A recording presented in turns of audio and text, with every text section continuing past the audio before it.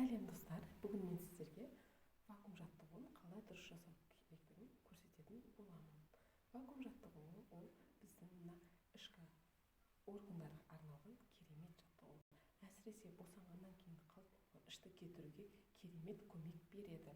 Вакуум жаттығуын қалай жасаймыз? Вакуум жаттығуын таңертең аш қарынға дәретке барып келген соң аш қарынға жасалады. Вакуум жаттығуын қандай жағдайда жасауға болмайды? Вакуум жаттығуын беременность кезде, яғни жүктілік кезінде жасауға болмайды. Асқазанында жарасы бар адамдарға жасауға болмайды. Гипертониялық аурулары бар адамдарға жасауға болмайды. Сонымен бірге жаңағы әр қызда келетін, яғни әр ай келетін мерзімдік кезде жасауға болмайды. Вакуум жаттығуын қалай дұрыс жасаймыз?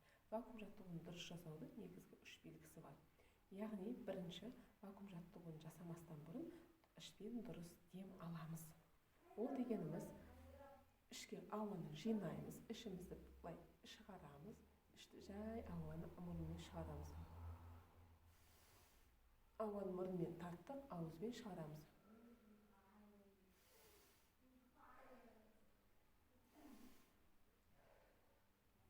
Бірінші, ішпен дем алуды үйренуіміз керек. Екіншіден, қыздар, вакуум жаттығуын 4 жағдайда жасауға болады. Жатып, жерге жатып жасай аласыздар, немесе осылай тұрып жасауға болады, және де сабачка түрінде, яғни полға сабачка тұрып жасауға болады. Және де ең соңғысы, аяқты кішкене бүгіп, былай бүгіп, бар салмақты тізеге түсіріп, осылай жасауға болады. Қазір мен ең оңай әрі ең жеңіл түрін көрсететін боламын сіздерге. Вакуум жаттығуын бірінші тұрамыз. Ең оңай түрі осы аяқты болып, осылай кішкене шалқайып тұрған түрі ең оңай түрі болып есептелінеді. Тұрдық, ауа алдық.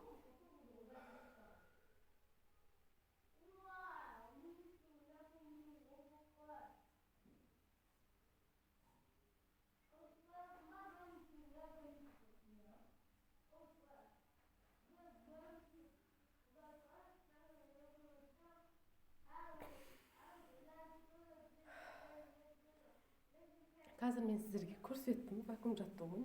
Яғни вакуум жаттығуын жасаған кезде бірінші ауаны аламыз, сосын іштегі ауаның бәрін деп шығарамыз. Іштегі ауаның бәрін шығарамыз да, шығарған кезде ішті артқа қарай тартамыз. Яғни кіндігіміз артқа жабысуы керек. Ішті ауаның бәрін тартамыз, сонда біздің ішкі органдарымыз бәрі жоғары көтеріледі. Бұл тек қана іштегі майды ғана кетіріп қоймайды, сонымен бірге ол біздің жатырымызға өте керемет жаттығу. Яғни жатырда да қан айналып жүреді. Енді мен қазір 1, 2, 3 деп 3 белгіні көрсетемін. Ол вакуум жаттығуын дұрыс жасаған кездегі 3 белгісі. Ал кеттік қыздар. Ауа алдық.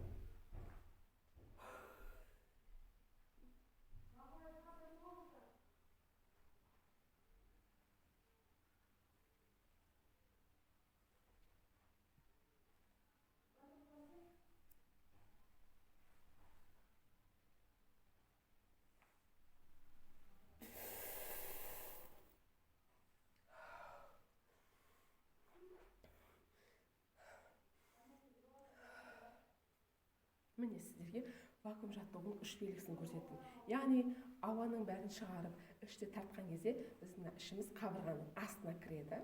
Астына кірген кезде сіздерде жаңағы қабырға шығу керек. Ол бірінші белгісі вакуум жаттығуын дұрыс жасаудың. Екінші белгісі жаңағыдай ішті кіргізген кезде мына жерде белімізде кішкене бүйтіп сызықша пайда түседі.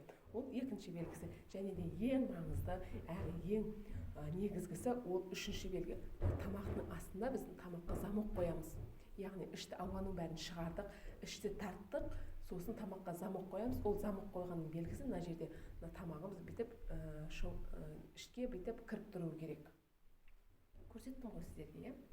Қазір тағы да бір рет көрсетемін. Вакуум жаттығуын күнделікті, мысалы 10 секунд тұрып, жіберіп, 10 секунд тұрып, күніне 10 реттен жасасаңыздар, 1 айдың ішінде сіздерде мынандай результат пайда болады. яғни менің өзім күнде вакуум жаттығуын жасаймын. Соның арқасында ішім де кетіп жатыр. Іштегі ішкі майлар да осы вакуум жаттығуының арқасында кетеді. Ал бастадық. Қыздар, тағы бір айта кететін жай, аяқты бүккен кезде бар салмақты тізеге түсіреміз. Бұлай.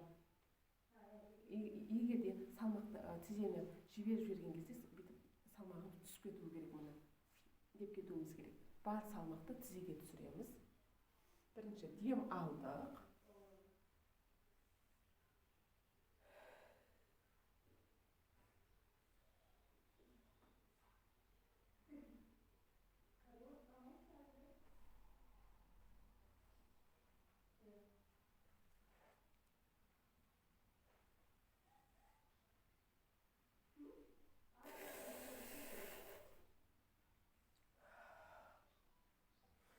Бұл жерде тағы да қыздар айта кететін ең маңызды жағдай,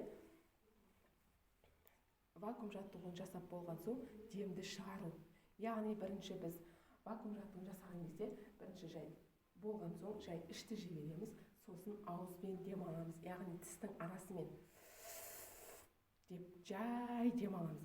Бірден мені вакуумды жіберуге бірден дем алуға болмайды, себебі мына ішкі органдар төмен түсіп кетуі мүмкін. Сондықтан жай дем алып, жай ішті жібереміз. Ал тағы да кеттік.